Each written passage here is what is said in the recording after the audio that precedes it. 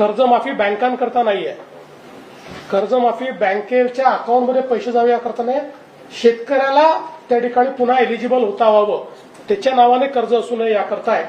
जे खरे शेतकरी आहेत ते सगळे त्याच्यामध्ये कव्हर होतील. 30 सप्टेंबर 2025 ही आपण कट ऑफ डेट केलेली आहे. 2 लाखापर्यंतचं कर्ज माफ करण्याचा निर्णय आपण घेतलेला आहे. जे नियमित कर्ज भरणारे आहेत त्यांना 50,000 रुपये देण्याचा निर्णय आपण घेतलेला आहे.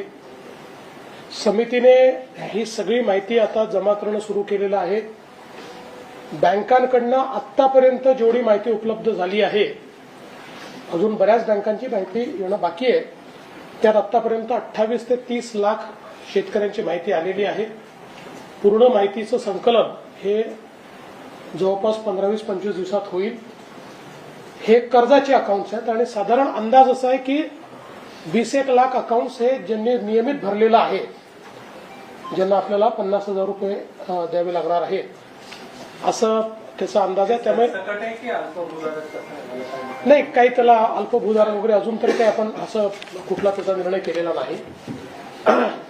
साधारण आपण नेहमी करताना 2 हेक्टर पर्यंतचा करतो, त्यामुळे अल्पभूधारक नाही, बहुभूधारकही त्याच्यात येतात.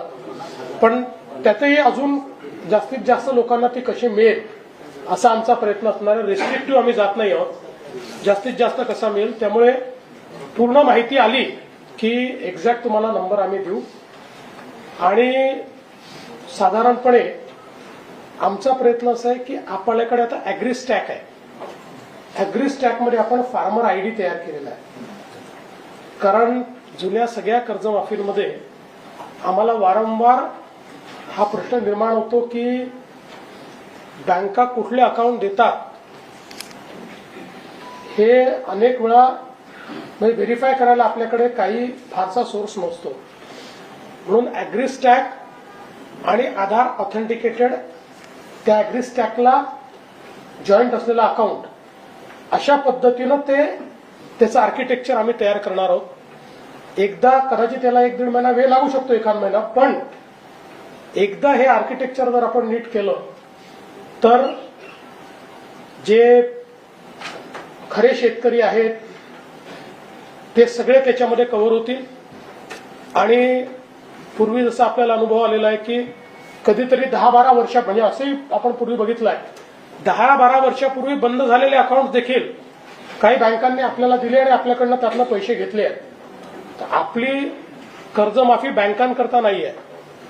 कर्जमाफी बँकेच्या अकाउंटमध्ये पैसे जावे याकरता नाही, शेतकऱ्याला त्या ठिकाणी पुन्हा एलिजिबल होता व्हावं त्याच्या नावाने कर्ज असू नये याकरता आहे.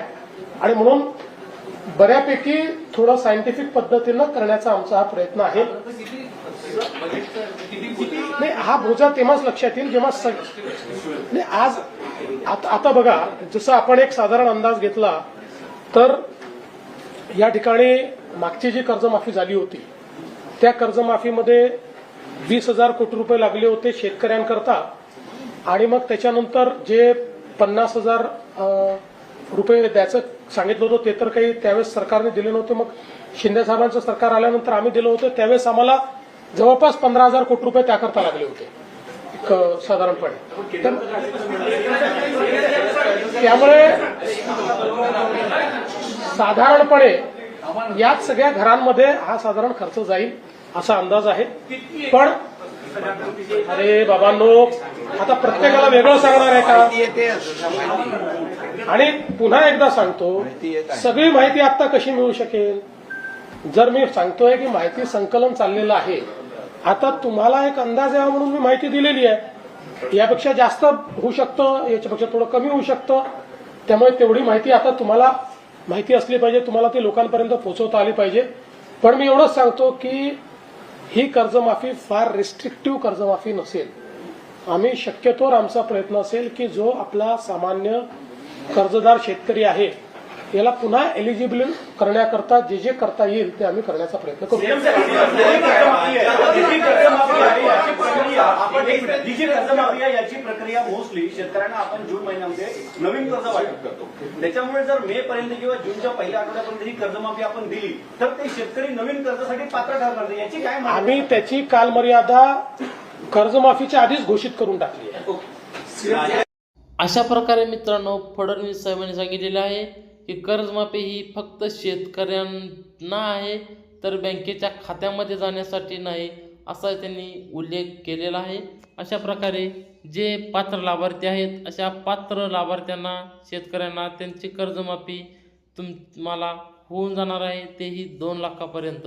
आणि ज्या शेतकऱ्यांनी आणि या योजनेसाठी पात्र आहेत म्हणजे 30 सप्टेंबर 2025 पर्यंत जे शेतकरी थकीत आहेत अशांना या योजनेचा लाभ मिळणार आहे.